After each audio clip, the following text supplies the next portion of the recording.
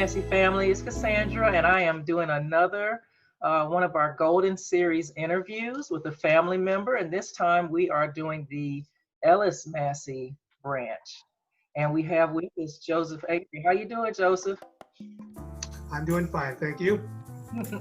Why don't you tell us a little bit about yourself? Okay. I consider myself a senior citizen. I'm 70. I'll be 79 years old this year. Wow. And I was born in Daytona Beach, Florida. Mm-hmm. Attended high school, played football on the varsity team. Mm-hmm. I was in the debate club and the drama team. Okay. I went to college right after high school. 2 years later, I went into the military. Spent 8 years in the Air Force. Okay. Let's see.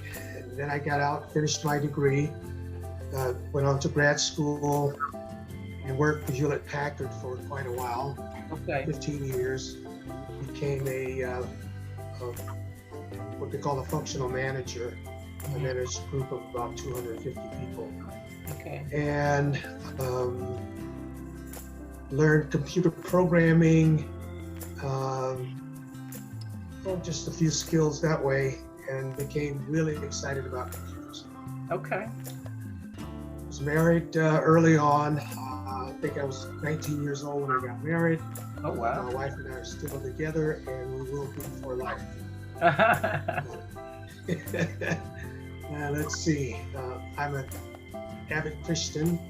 Mm-hmm. I belong to a church, and I always belong to churches wherever I am.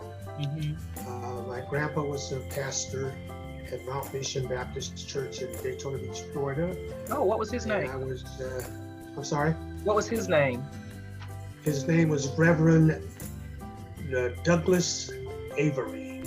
Okay. Henry Douglas Avery. Mount Mission Baptist Church, Daytona Beach, Florida. Okay. Anyway, he was probably one of the foundational pieces of my life. He provided an awful lot of input surrounding how I should live my life, education, the treatment of people, and the love of God. Wow. I worked for Hewlett Packard for 15 years, after which I decided I wanted to get rich. So I did a couple of startups in Silicon Valley, none of which survived very well. So I gave up on that and got a real job. So anyway, I worked in the industry for quite a while. Once I finished my terms, I retired in Oroville, California, next to Lake Oroville. Mm-hmm. And my wife and I are still here. We celebrated our 59th anniversary yesterday. Wow. We have 2 sons. Let's see, what else can I add to that group? Well, I tell you, you just almost answered every question I had. Pretty much.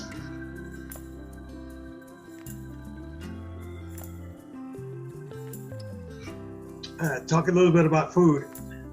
I actually like a number of plates. I mean, the different kinds of food. Mm-hmm. Chinese food, soul food, you name it, I claim it. So I really enjoy eating good food. Okay. I think Spot out there in California. So if I wanted to come out there, now I'm gluten free, but if I wasn't, what would be a good spot to eat in California? Sacramento has everything that you can imagine. Okay. Food-wise. There are a number of really good hotels along the riverside, Mm-hmm. and it's our favorite place to go. We go often, and we enjoy meals while sitting watching the river flow, if you will, the Sacramento River. Sounds nice. But you can find any kind of food that you like. Okay. Even vegan or any of that stuff, any of them. Okay. That sounds All good. right.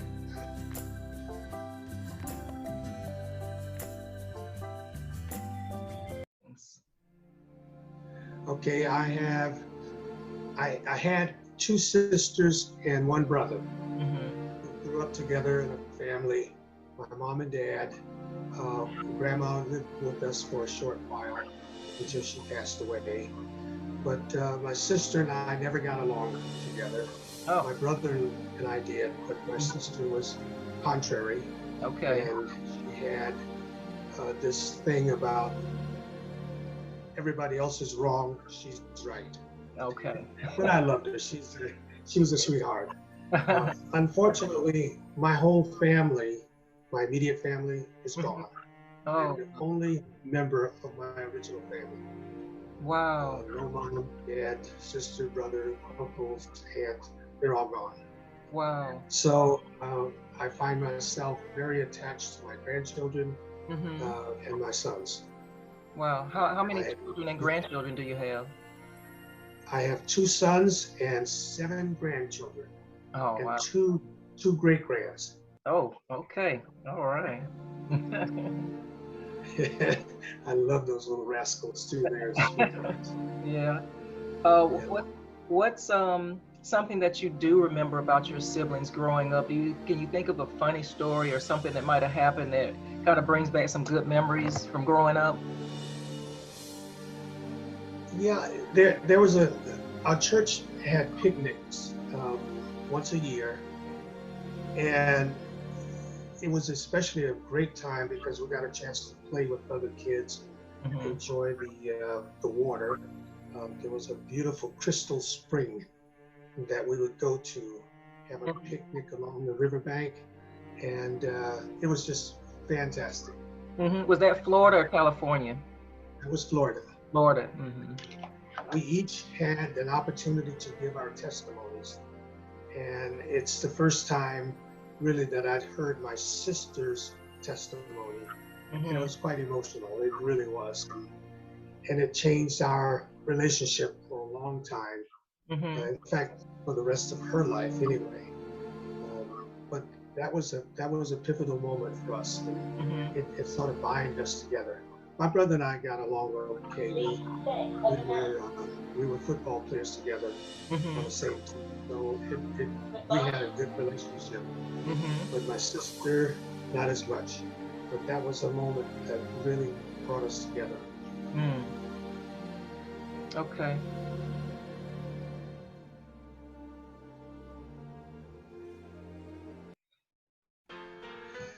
You know, the one that comes to mind, it's a Christian song. It's a highway to heaven. A highway to heaven? Okay. Highway. Um, Highway to heaven. Walking up the highway, something like oh, that. I do kind of remember that. Yes. Anyway, that was probably the one that I was saying most of the time when I was growing up.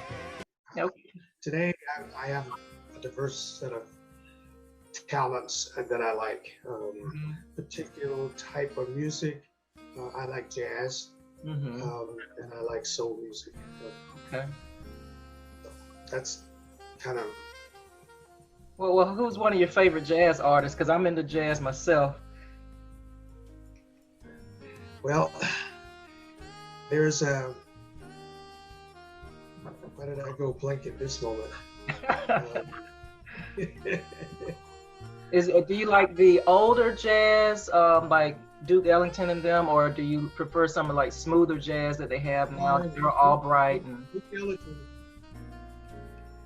Duke was somebody I listened to a lot. There were various saxophone players that I like. I can't think of their names at the moment. But I like the saxophone. Okay. That's my favorite. Yeah, that's what I used to play back when I was in high school. Is that right? I did. I played all of them. I was never good enough to play music. No, oh yeah, takes a special kind. Yeah.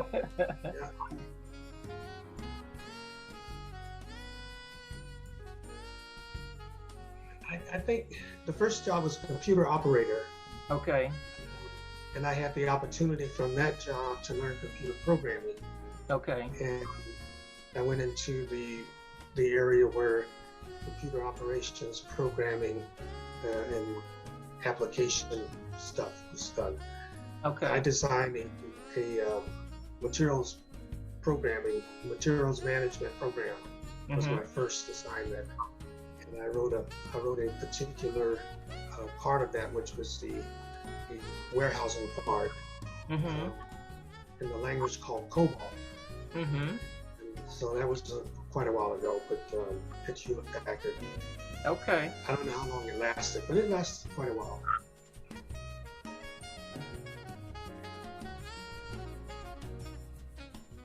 All right. Do you remember any of your aunts and uncles? Yeah, I do. I remember mostly my aunts are from Detroit. In fact, I went to live with her. Her name was Dora, Aunt Dora. She lived in Detroit, and I had an opportunity when I left college. I went straight there with the goal in mind of attending the University of Detroit. And unfortunately, I couldn't get into the University of Detroit because I was not a Catholic. And so that was my first experience of rejection. But anyway, my Aunt Dora, there was an Aunt Ruth, and Aunt Ruth was young. She was the youngest of all of my aunt uncles, and she was a very, very good dancer. She used to swing dance. Okay. Wow. So she taught me how to swing dance. And my sister and I would do the swing dancing at home, and it was pretty cool. Yeah, wow. We should do that for the family reunion. We want to see some of your swing dancing. Okay. I'll have to brush up on that one. Like brush up on it? Okay.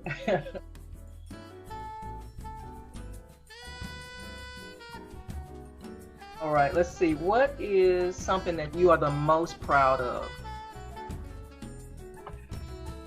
I'm really, really proud of two things. One is my military career, 8 years, and the other one was my life in Silicon Valley.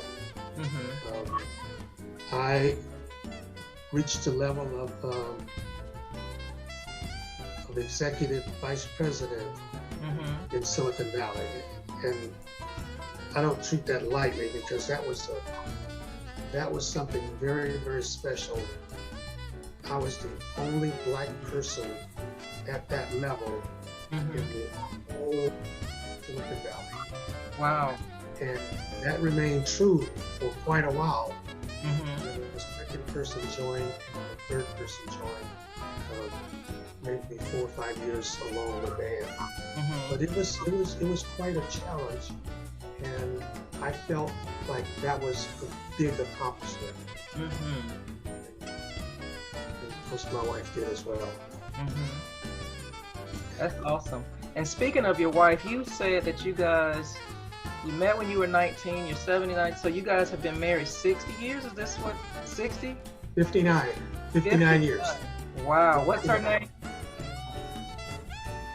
What's your wife's name? Edna. Edna. Edna. Okay, Edna. Wow, that's amazing. She was Edna Blair, and I married her in Detroit in 1961. Wow.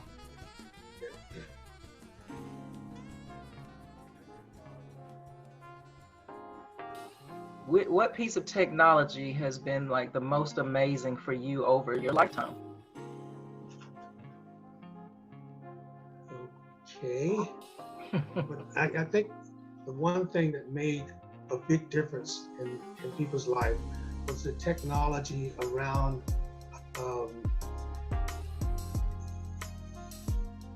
the art of X-ray technology. X-ray, all of the adjuncts to that, like being able to examine a person externally to find damaged organs and so forth. So I think that one to me is probably the most significant impact on improving livelihood. Wow, that's great. Yeah, thank you for that.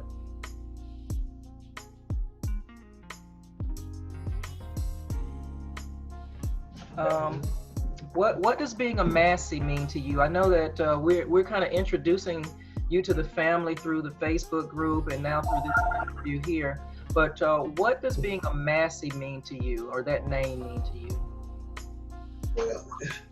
Well, first of all, the Massey family itself was not familiar to me when I was growing up. I know my mom went to Jacksonville and visited with her family, but I think that was troubling to me because we were not a close knit part of the family. It's only when I met James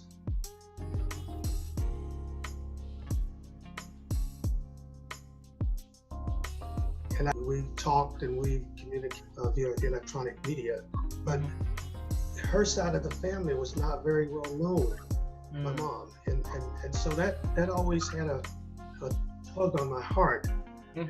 It was when you and your dad was really the focal point for getting acquainted with the Massey family. And this has been relatively new.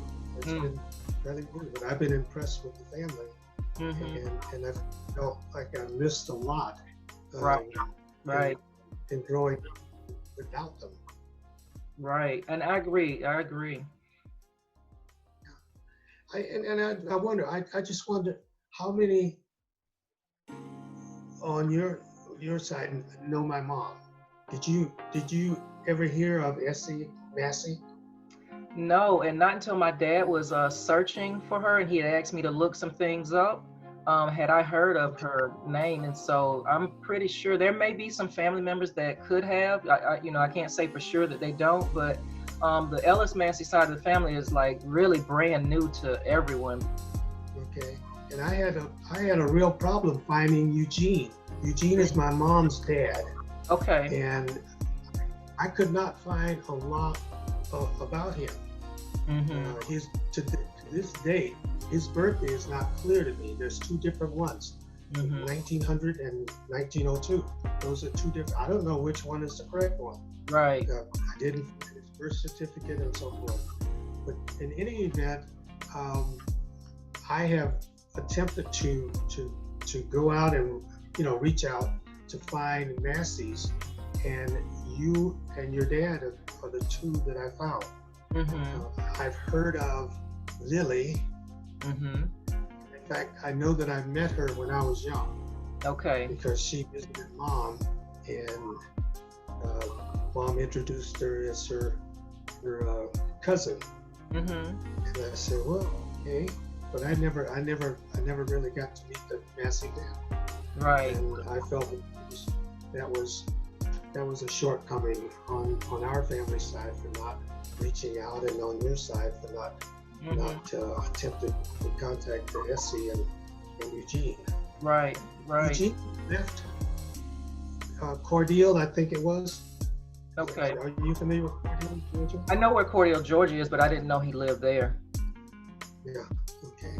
Well, that's where Mom was born, in Cordele. Okay. And her mother died right after childbirth. I mean, it was like 2 weeks later. And she was raised by the other side of her family, the Fudges. Fudges actually took her away to Daytona, Florida, and that's where she eventually met my dad. But as I was growing up, I didn't know a lot of Masseys. I never met Eugene. If I did, I didn't know it. I was young, too young to even recognize who he was. He was my grandpa. Okay. So I'm gonna try to make up for that, but that sort of tugs on my heart. Yeah. It does for me too, Joe, because finding out about all of this family, and it went from being like 80 people and me just knowing about the Tony Massey side of the family, which I'm from, to finding out that there's, Mhm. you know, 3 other brothers and a sister that we have no information for, and then finding all these new family members. It is absolutely amazing, and it does feel like, you know, you missed out on these family ties or connections growing up, especially since me and my family are military, and so we've traveled so much, and we could have Mhm. visited, you know, all of these places that our family lives in, and probably ran into people that were family, and I never even knew it, you know. So Yep. Yep. you Mm. just miss those connections. So I agree with you. Well, James and I have made a pact that we are going to not let the relationship smother away. So, Oh yeah, all righty. he'll hold you to Yeah. it, that's for sure. And I got one Well, last question.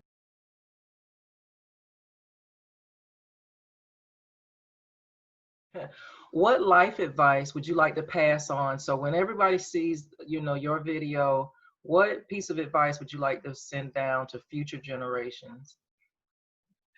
well, one thing is that I'm hoping that they don't let their lives be shaped by the current culture. Mm-hmm. You know, the culture itself is not the foundational part of life. Your immediate family Mm-hmm. and and your church are really the foundational parts that should be driving your life Mm-hmm. and not the culture. If you get sucked up in the culture and you let the culture dictate how you're going to live, then you're destined for some serious trouble along. Yeah. The reminder is off for today. Pardon the That's all right. reminder. That's all right. We got life going on around us, right? Absolutely, absolutely.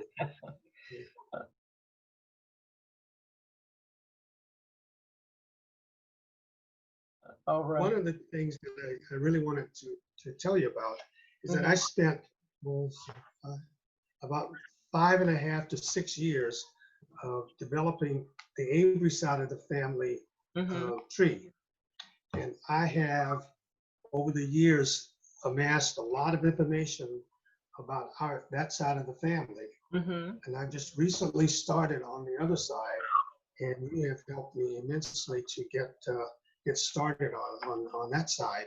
Mm-hmm. And if I can help you with any of the missing pieces, I'd love to, because I want to put together the same thing that I did for the Avery side of the Mm-hmm. family for the Masses as well on Oh, my thank side of the you. family. Yeah, all help is welcome. Thank you. I wanted to throw that out there. Yep. Yeah, thank you. I'd love to see that as well. Lots of info. I would love to see that, what you have there for the Averys even. Oh, okay. Yeah. Yeah, I'll get you a copy, and I think I have it digitized to the point where I can actually send it to you. that would be great. That would be great. Well, thank you, Joe. I sure appreciate you coming on. Did you have any questions for me at all? No, just I will have questions later on, but Hmm. I'm really excited about the Massey side of the family, and I'd like to get to know more and more of you. I met a few of you, like when you were showing a video Hmm. session that you were having, and I got to see some of the other Massey men and Hmm. women. It was really kind of interesting. Yeah, So I'm yeah, looking forward to that one of these days. Yeah. excellent.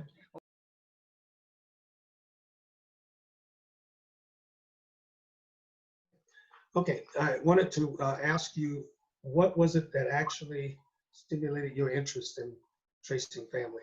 Hmm. My dad had been for years and years just collecting these pieces of paper with people's names and where they lived and, you know, who they were, and it really didn't mean anything to me. I got to a place right now where I'm kind of retired and I didn't have anything to do, and I saw that he had all these documents. I said, Dad, why don't you put those on the computer? And he was like, well, Hmm. you know, I can't do all that. So I said, all right, I'll take it on and do it for you. And I was only going to just build a family tree, not knowing that it was going to be 800 people I'm putting on the tree. But just as as I was doing the tree, he was like, you know, we've been trying to get everyone together for a family reunion. And I said, we could possibly throw that together because again, I'm thinking it's only going to be a few, handfuls of people. And we were expecting like 50, 60, and over 120 showed up. And as I started building the tree and getting to know people, it came out that our family had all these various branches, and it was just amazing to me. I couldn't really believe how many people were in our family, how broad the family was, and across America, and then also the similarities between every branch. I came up with a value system for the family called echoes. We're the echoes of our ancestors, and literally in every branch, as you were talking about your work and the things that you did, Massey men just work hard. I mean, that's just a a trait. I don't care which branch you're in. It's something that all the men really work hard, and most of the family members are very spiritual, and God is really at the top of their list. And there's just so many different similarities throughout the family that it's just it really is mind-boggling. So I'm trying to put these pieces together in a way that everyone in the family can start, embracing it. Some of the older family members do kind of, I remember this and I remember that, but pieces were missing. And so I feel like if I put those pieces together with the help of all the other historians in the family, that it will create something just beautiful, that our family will have documented. So that's how I got started. Very good, very good. Well, thank you for your effort there. That's absolutely outstanding. Yeah, it's my pleasure. It is. It's a pleasure to do this. So.